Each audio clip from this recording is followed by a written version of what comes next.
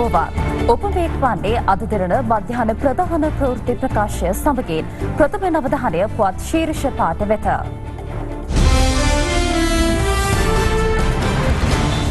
COVID-19 පැතිරීම පාලනය වෙනුවෙන් පොසොන් පොහොයත් නිවෙස් වෙතටම සීමා වෙයි. COVID-19 ආසාදිතයින් 1797 දක්වා ඉහළට. ඊයේ හඳුනාගත් ආසාදිතයින් 48 දෙනාගෙන් 42ක් නාවික සෙබළුන්. ගෝලීය කොවිඩ් මරණ සංඛ්‍යාව 3,93,000 ඉක්මවයි. ලොව තෙවැනියට වැඩිම ආසාදිතයින් බ්‍රසීලයෙන්. ජෝර්ජ් ෆ්ලොයිඩ් වෙනුවෙන් සැමරුම් රැසක්. ට්‍රම්ප්ට එරෙහිව නඩු පවරයි.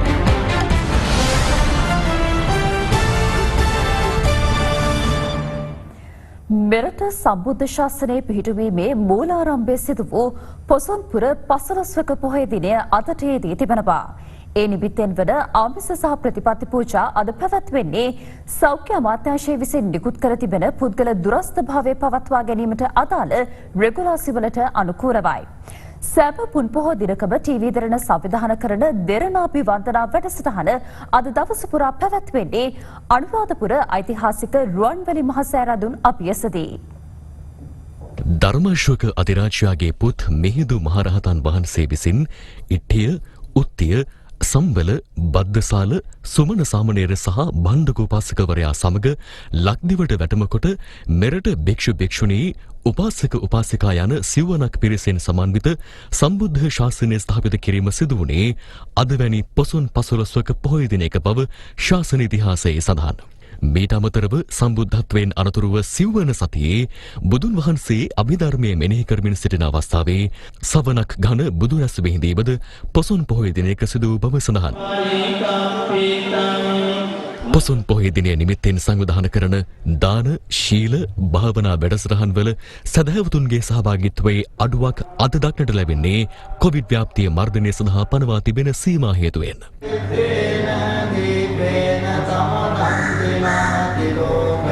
කෙසේ වෙතත් පුද්ගල දුරස්ථභාවය පවත්වා ගැනීමෙන් සීල භාවනා වැඩසටහන් පැවැත්වීමට රජය අවසර ලබා දීමත් සමග සීමිත පිරිසකගේ සහභාගීත්වයෙන් ශීල භාවනා වැඩසටහන් සංවිධානය කර තිබෙනවා.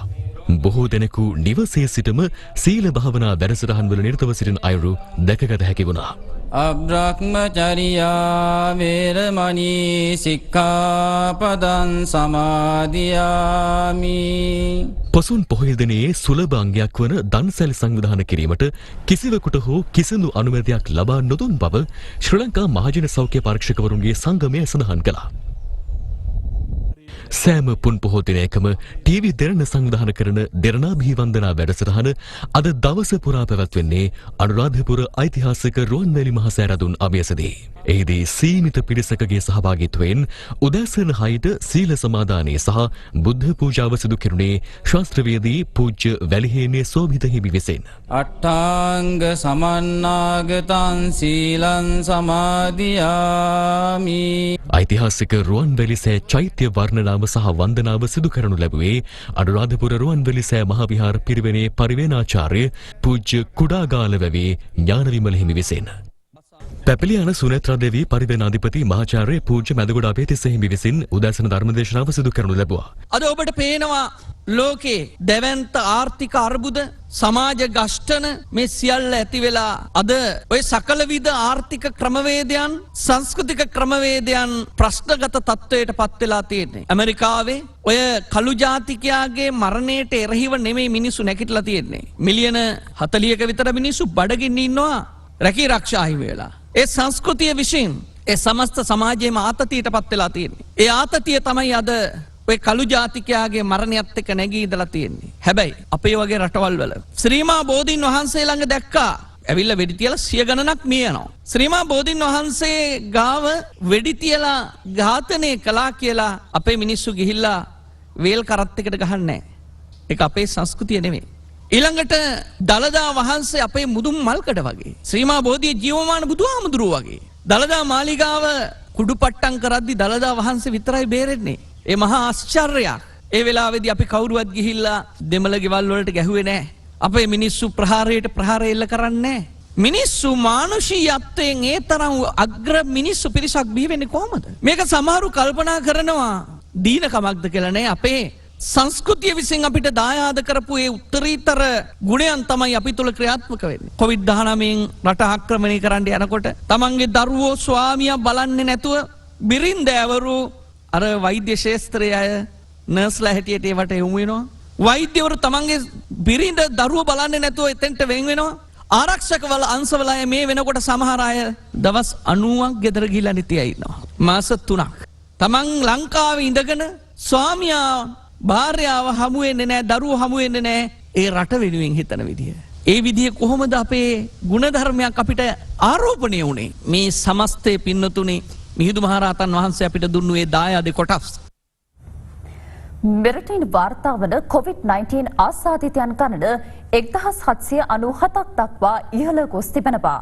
ඒ ඊයේ දිනේ හඳුනා ගැනුණු නව ආසාදිතයන් 48 දෙනාද සමගයි.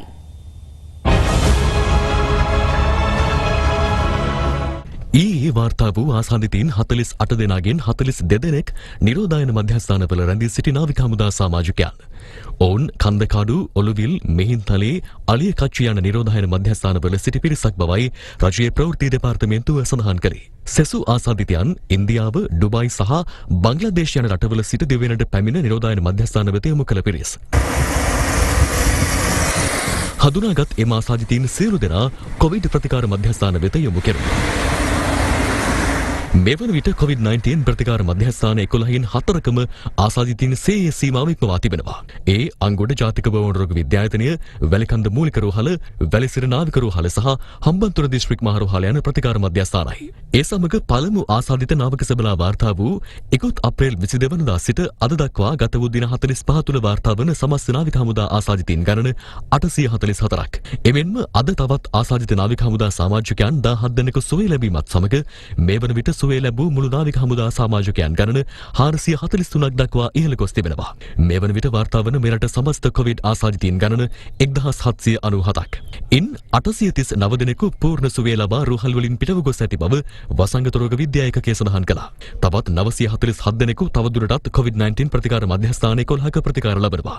අද පස්වරු 12 වන විට නිකුත් කර තිබූ දත්තවලට අනුව මෙරට සමස්ත ආසාදිතයින් අතරින් 881 දෙනෙකු නාවික හමුදා සමාජිකයන් සහ ඔවුන්ගේ ආශ්‍රිතයන්. එය 49.02%ක ප්‍රතිශතයක්. විදේශවල සිට පැමිණ නිරෝධායන මධ්‍යස්ථාන වලින් හඳුනාගත් ආසාදිතයින් ගණන 603ක් දක්වා ඉහළ ගොස් ඇති අතර එහි ප්‍රතිශතය 33.56ක්. 17.42ක පිරිසක් දේශීයව හඳුනාගත් සෙසු ආසාදිතයින් වන අතර එම සංඛ්‍යාව 313ක්. මේ අතර රජය දැනුම් දුන් පරිදි පෙරේදා රාත්‍රී 10ට පැන වූ ඇඳිරි නීතිය හෙට අලුයම 4 දක්වා මුළු දිවයිනටම ක්‍රියාත්මක කරනවා. යනුව හෙට සිට සියලු දිස්ත්‍රික්කවල නැවත දැනුම් දෙනතුරු ඇඳිරි නීතිය ක්‍රියාත්මක වන්නේ පෙර පරිදිම රාත්‍රී 10 සිට අලුයම 4 දක්වායි. පොලිසිය පවසන්නේ ඇඳිරි නීති කාලය තුල අත්‍යවශ්‍ය කටයුත්තක් සඳහා හැර බැහැරට යන පුද්ගලයන්ට එරෙහිව නීතිය ක්‍රියාත්මක කරන බවයි. පාස්යක් නැහැ මේ සම්පතය. පාස්යක් නැහැ, මාක්ස් නැහැ මොකුත් නැහැ. දැන් කරලා ගන්න.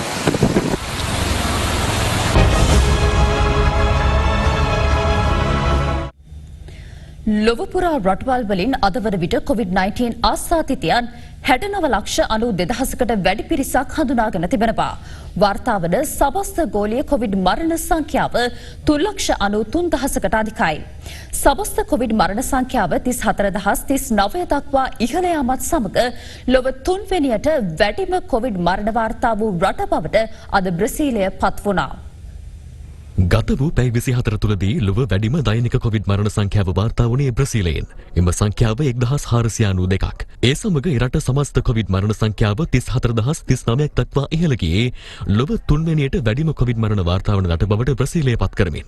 යනුව බ්‍රසීලයේ ඉතාලියේ සිදු වූ සමස්ත කොවිඩ් මරණ සංඛ්‍යාව දික්මවා ගොස් තිබෙනවා. ඊයේ දිනේදී ලොව දෙවැනියට වැඩිම කොවිඩ් මරණ වාර්තා වුණේද ලතින් අමරිකානු රටක් වන මෙක්සිකෝවෙන්. ඊයේ එරටින් වාර්තා වුණු මරණ 1092ත් සමග එරට සමස්ත කොවිඩ් මරණ සංඛ්‍යාව 11,729ක් එක් ඉහළ ගියා. කෙසේ වෙතත් කොවිඩ් වසංගතයෙන් ලොව වැඩිම බලපෑමෙන් ලැබූ රට බවට තවමත් පත්ව තිබෙන්නේ ඇමරිකාවයි. එරටින් අද වන විට හඳුනාගෙන ඇති සමස්ත කොවිඩ් ආසාදිතයින් ගණන 19,24,000 ඉක්මවනවා. ඊයේ වාර්තා වූ මරණ 1,031ත් සමග එරට සමස්ත මරණ සංඛ්‍යාව 1,10,000 ඉක්මවනවා. වසංගත තත්වයේ මැදයේ ඇමරිකාවේ ක්‍රියාත්මක දැවැන්ත විරෝධතා මානව හේතුවෙන් තවත් අවදානමක් මතුව තිබෙනවා. විරෝධතාකරුවන්ට වෛරසය ආසාදනය වීමේ ඉහළ සම්භාවිතාවක් පවතින බැවින් කොවිඩ් පරීක්ෂණයට භාජනය වන ලෙසයි බලධාරීන් බලධාරීන් ඔවුන්ගෙන් ඉල්ලා සිටින්නේ. ඉරානය තුළ දෙවන කොවිඩ් රැල්ලක් ව්‍යාප්ත වීමේ අවදානම වතු කරමින් ඊයේ එරටින් නව ආසාදිතයින් 3574 දෙනෙක් හඳුනාගෙන තිබෙනවා. එරටින් අඛණ්ඩව දින 3කදී 3000 ඉක්ම වූ දෛනික ආසාදිතයින් පිරිසක් හඳුනාගෙන තිබීමත් විශේෂත්වයක්.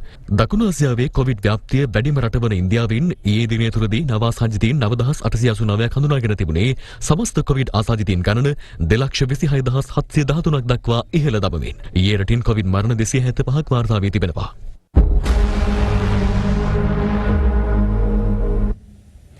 මේ අතර මහමැතිවරණය පැවැත්වීම සම්බන්ධයෙන් ශ්‍රේෂ්ඨ අධිකරණය ලබා දුන් තීන්දුව පිළිබඳව අද දිනේ දේශපාලන වේදිකාවේ විවිධ අදහස් පළ වුණා.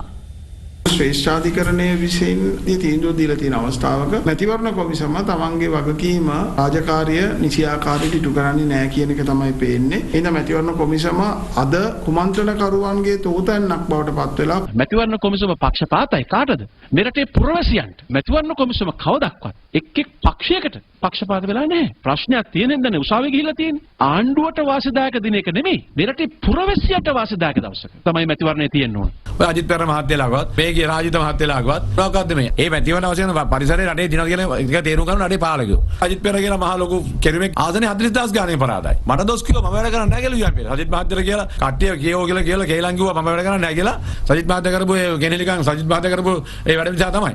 නැත්තම් පක්ෂයකට ඉන්නවා. අද ඒගොල්ලොම ගහ ගන්න. ඒගොල්ලොම මරා ගන්න. සාල ගැටුම් උසාවිය යනවා. තංගුව අස් කරනවා සමාජිකත්වය. මේ වගේ අද රනිල් වික්‍රමසිංහ මහත්තයාගේ වර්ධි කියනවා තමගේ බලවේගය අය. බැංකුව හොරු ඇයි අල්ලන්නේ නැත්තේ කියලා අහනවා. මහ බැංකුව කඩාපු අය නිදැල්ලේ ඉන්නවා කියනවා අනිත් කණ්ඩායම. මේගොල්ලෝ කියනවා මේ පක්ෂේ විනාශ කරලා කඩාගෙන ගියා. මේගොල්ලෝ තමයි විනාශකාරීන් කියලා. ආණ්ඩුවත් එක්ක ඩීල් නැති, හොරකම් නැති, චෝදනා නැති පිරිසිදු කණ්ඩායමක් අපෙන් ඉදිරිපත් කරලා තියෙනවා. මේ රටේ ආණ්ඩුවත් එක්ක ඩීල් නැතුව විපක්ෂයේ භූමිකාව සිදු කරන පක්ෂය හැටියට අපිට අද ජනතාවගේ හොඳ ප්‍රසාදයක් ලැබිලා තියෙනවා. ඔය කියන පිරිස් අපිට මතකයි 2014 අගෝස්තු මාසේ රාජපක්ෂලාව වැළඳ ගන්නෝ ගිහිල්ලා. එතකොට රාජපක්ෂලා වැළඳගෙන රාජපක්ෂලා එකට ඉඳලා අද අපිට උපදෙස් දෙන්න එනවා නම් මම හිතනවා ඒක මහා කනගාටුදායක කාරණයක්. විශේෂයෙන්ම රටක් බාර දී යුත්තේ රටක් පාලනය කළ යුත්තේ ඒ සඳහා දැනුම පළපුරුද්ද හැකියාව තියෙන පුජ්‍යලෙකු විය යුතුයි. කුරුණෑගල ඉබ්බාගමුව තලංගම ප්‍රදේශයේ පිහිටි පෞරාණික මෙන්ම ඉහළ ඓතිහාසික වටිනාකමකින් යුත් රජමහා විහාරයක් විනාශ මුඛයට පත්වෙමින් ඇති පුවතක් අපට වාර්තා වුණා. තලංගම ශ්‍රී පුරාණ වලගම්බා රජමහා විහාරය වන මෙම විහාරයේ විහාරාධිපති හිමියන් පවසන්නේ විහාරස්ථානයේ රැක ගැනීම සඳහා බලධාරීන්ගේ අවධානය යොමු කරන ලෙසයි. වලගම්බා රජු විසින් නිදිකොට ශාසනයට පූජා කළ මෙම තලංගමුව ශ්‍රී පුරාණ වලගම්බා රජමහා විහාරය ඉහළ ඓතිහාසික වටිනාකමකින් යුත් විහාරස්ථානයක්. ගල් පර්වතයක් මත ඉදිව ඇති මෙම පුරාණ විහාරය අතීතයේදී භික්ෂුන් වහන්සේ විශාල පිරිසකට සෙවන සලසා දුන් ලෙන් රැසකින් සමන්විතයි. කෙසේ වෙතත් අද වන විට විහාරස්ථානයේ බුදු පිළිම නිදන් සොරුන් විසින් විනාශ කර තිබෙනවා.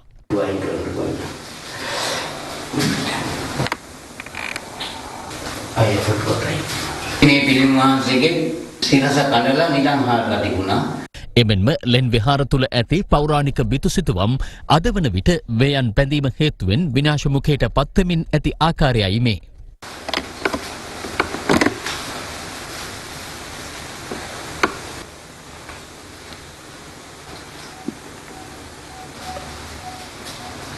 මේ වරිලා මේ පිළිම වහන්සේ තාහිනෙට ගියා. පිළිම වහන්සේගේ වටේ තිබෙන පවකාලයක ළමයි සුද්ධ කරලා තියෙනවා.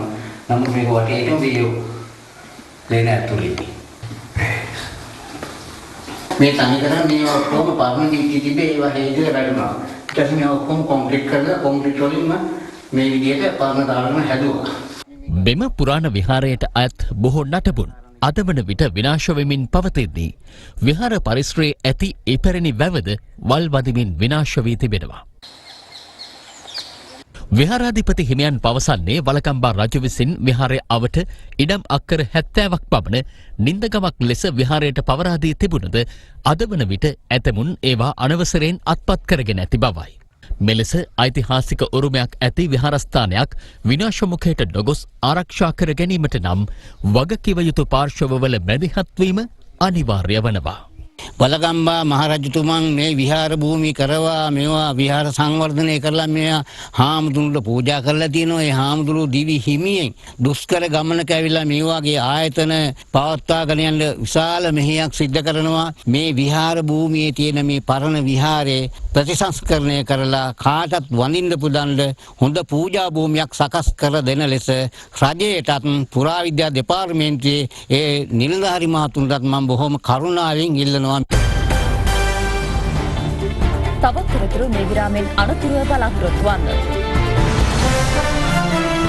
වෙරළ තීරයට ගොඩගසා තිබූ කසල අද ඉවත් කිරීම සිදු කෙරුණා. වඩාරණ සංවිධානය පවසන්නේ ඇලමාර්ගවලට එකතු කරන ලද නිවෙස්වල අපද්‍රව්‍ය මෙලෙස වෙරළට ගොඩගසා තිබූ බවයි. දැන් තවත් දේශීය පුවත් කිහිපයක්. කළුතර පළාතට ආනන්ද අමරසිංහ වයවෘද්ධ භික්ෂු විවේකාරාමේ ප්‍රතිකාර ලබන ගිලන් භික්ෂුන් වහන්සේට උපස්ථාන කර විවේකාරාමය පිරිසිදු කිරීමට කළුතර කොට්ටාස පොලිස් නිලධාරීන් අද කටයුතු කළා. පොළොන්නරුව දිස්ත්‍රික්කයේ මුස්ලිම් පල්ලි සහ ස්වේච්ඡා සංවිධාන ඒකාබද්ධව පොළොන්නරුව දිස්ත්‍රික්කයට අයත් තමන්කඩුව ශාසනාරක්ෂක බල මණ්ඩලයේ විහාරස්ථාන 49ක් සඳහා පිරිකර පූජා කිරීම කදුරුවෙල ජයන්තිපුර විහාරස්ථාන පරිශ්‍රයේදී අද සිදු කෙරුණා. බණ්ඩාරවෙල ගොවිජන සේවා මධ්‍යස්ථානයේ සංවිධානය කළ පැලහ බීජ දන්සල අද බණ්ඩාරගම නගරයේදී පැවැත්වුණා.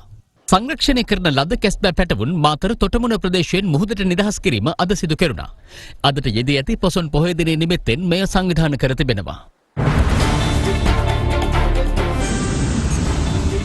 වර්ගවාදී වසංගතය ජෝර්ජ් ෆ්ලොයිඩ්ගේ මරණයට හේතු වූ බව ඔහුගේ නීතිඥයෙක් පවසා තිබෙනවා. ඒ ෆ්ලොයිඩ්ට ගෞරව දැක්වීම සඳහා සංවිධාන කර තිබූ අවස්ථාවකට එක්වෙමින්. සුදුජාතික පොලිස් නිලධාරියෙකුගේ හිරිහැරවලට ලක් වී නිරායුධ කළු ජාතිකයෙක් මේ යාමේ සිදුවීම මුල් කරගනිමින් ඇමරිකාව පුරා ආරම්භ වූ විරෝධතා රැල්ල තවමත් අවසන් වී නැහැ. ඊයේ දිනේදීද නගර රසක් කේන්ද්‍ර කරගනිමින් විරෝධතා ක්‍රියාත්මක වුණා. විරෝධතා ආරම්භ වූ දා සිට මේ දක්වා පුද්ගලයන් දසදහසක් පමණ පොලිස් අත්අඩංගුවටගෙන තිබෙනවා.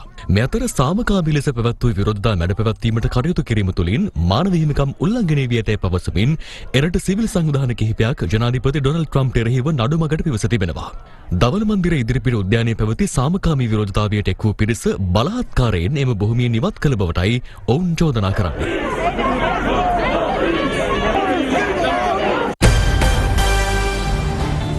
ඒ සමගින් ප්‍රවෘත්ති ප්‍රකාශය නිමවට පත්වනවා. ඔබට සුබ දවසක්.